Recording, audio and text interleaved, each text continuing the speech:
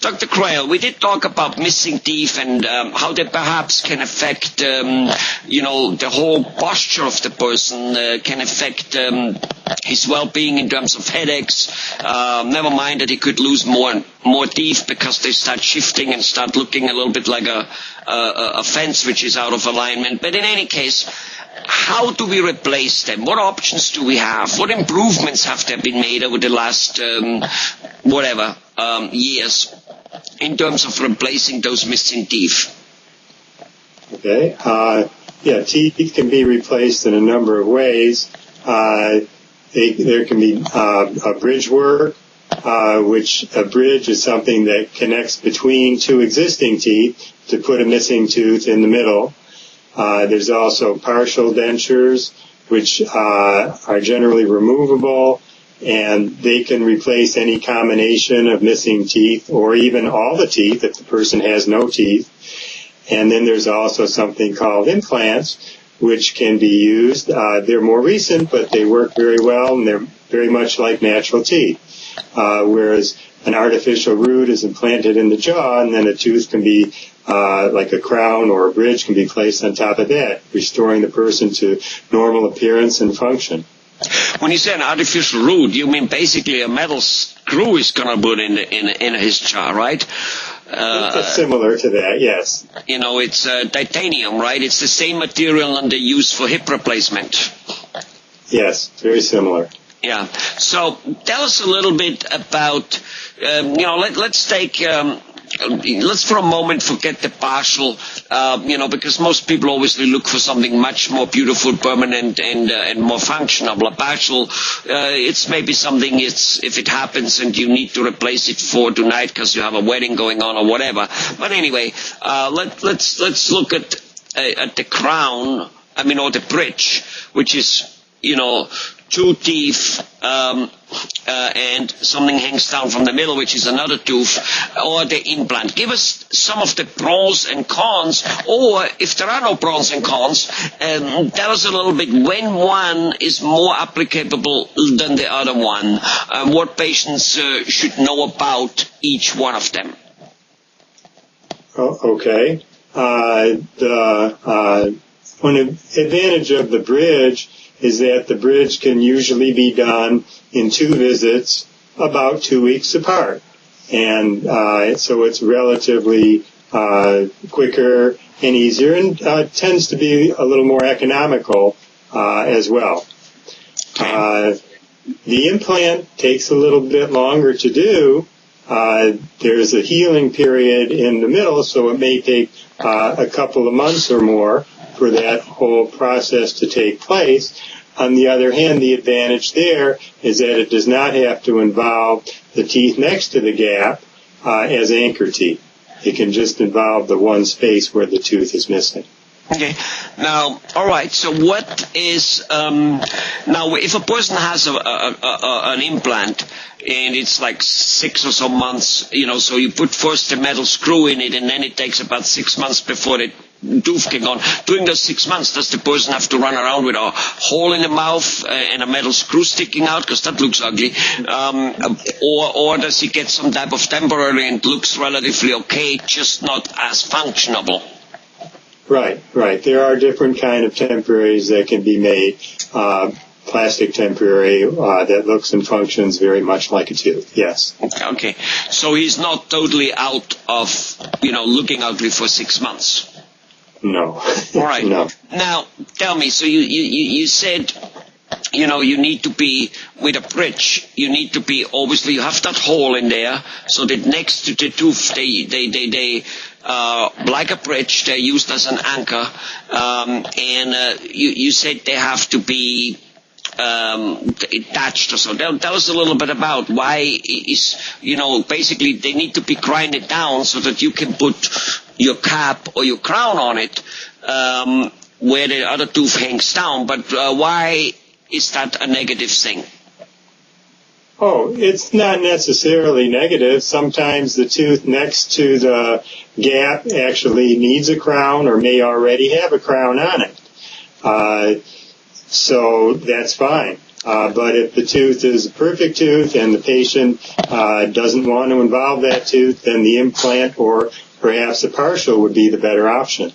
Okay. And from a clinical viewpoint, from a dental viewpoint, what would you say? Let's say the teeth next to it are healthy. Is there a reason why you want to avoid grinding them down and put a crown on it?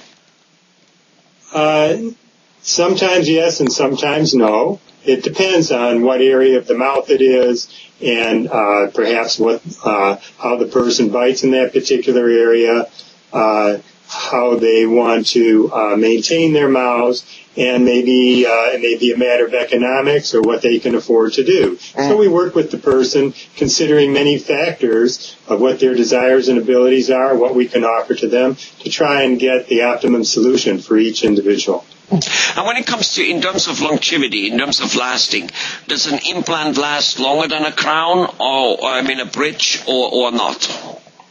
Well, we like to say that these things can last indefinitely. Of course, sometimes problems can occur, but if you maintain them, they can last for many, many years and do very well. When you say the implant and the bridge, both of them?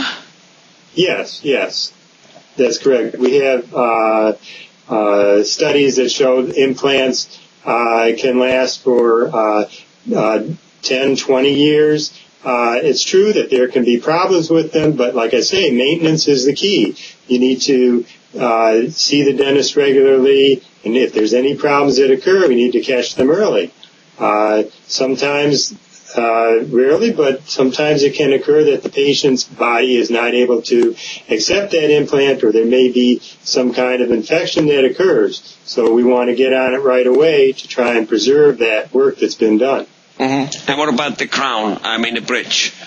What's is that also 10, 20 years? And again, that's not a real number as such, but it's a good decent average number. Is it the same, or is it a little lower, or what's the deal there? It's similar. If the person does well with it, in terms of maintaining their hygiene and regular dental visits, and no unusual accidents would occur, then it can be maintained for many years. Now, if the person has a lot of sugar in their diet, if they're drinking a lot of sweet tea and soda, and they have a lot of decay, if they don't maintain good hygiene, things can occur to undermine the stability and the health of those teeth that support the bridge, and then there could be problems. And I heard that, when you have a bridge, you have basically, let's say, 3 teeth minimum. It could be 4 or whatever, and they're more or less welded together. So you can't really go with your dental floss in between, which means you have to go underneath. And Correct. Not that is a huge problem apparently, but for guys who are a little bit on the lazy side, let's say like me, my wife, when she goes brushing teeth, she still brushes when I have done the showering, the brushing, the shaving, and she's still brushing. So very obviously she does a better job than I do. So if a person's dental hygiene isn't good, is it easier to neglect the bridge because it's a little more difficult to work, and then by doing so create a gum disease, which in itself, in other videos you have mentioned how bad that is, but at the same time it might make your bridge failing a little easier because you get it rotten, Well, we work with the patients to make sure that they have a way that they can get in there to clean that's comfortable for them. The toothbrush can do only so much. It's somewhat limited, especially with going in between the teeth. So for that, we have the floss, or there's little picks and brushes and other things that can get in between. So we work with each patient to get something that they can use to maintain that healthy gum and tooth in there.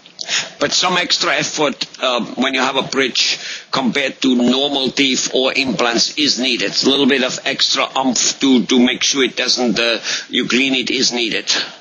It's a little bit, but not a big hassle. Okay. Well, all right. Thank you very much. Here you have it again. Lots of information, and basically, so it looks like there's not really that big of yes, implants are there. They're a new thing. They're probably convenient in many areas, but it's not that they have totally replaced a bridge. Bridges still, just like 10, 15 years ago, have their huge workability, are there and serve their purpose like an implant would. Certainly, there's a market for bridges and implants and partials, and that will continue. People have options, and that's good. That is good. Thank you very much, Dr. Grell.